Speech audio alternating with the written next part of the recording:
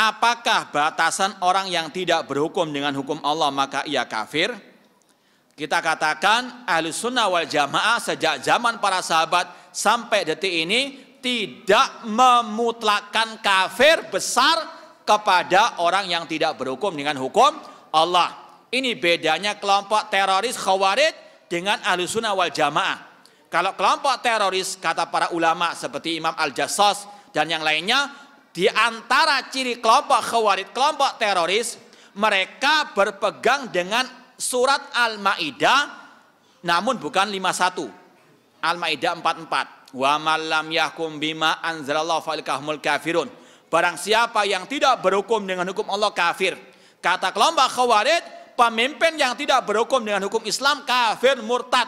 Ya, halal darahnya dibom, ya. Itu kelompok Khawarij. Adapun Ahlus Sunnah sejak zaman sahabat, contoh Abdullah bin Abbas radhiyallahu ta'ala anhuma, beliau mentafsirkan ayat tadi dengan mengatakan kufrun la yangkulu anil millah, itu kekafiran yang tidak mengeluarkan dari Islam, ya. Artinya tidak mutlak kafir murtad seperti kata-kata orang-orang Khawarij atau teroris zaman sekarang. Ya, bahkan Anda punya buku di rumah judulnya Kafir Tanpa Sadar. Sang pengarang memakai ayat tadi 44 dari surat Al-Maidah untuk mengatakan presiden pemimpin yang tidak berhukum dengan hukum Allah kafir, MPR-nya kafir, DPR-nya kafir, tentaranya kafir, yang ikut milih juga kafir. Semuanya mereka anggap apa? Dengan surat Al-Maidah 44. Ini sekali lagi penafsiran kelompok Khawarij yang bertentangan dengan pemahaman para salafus saleh.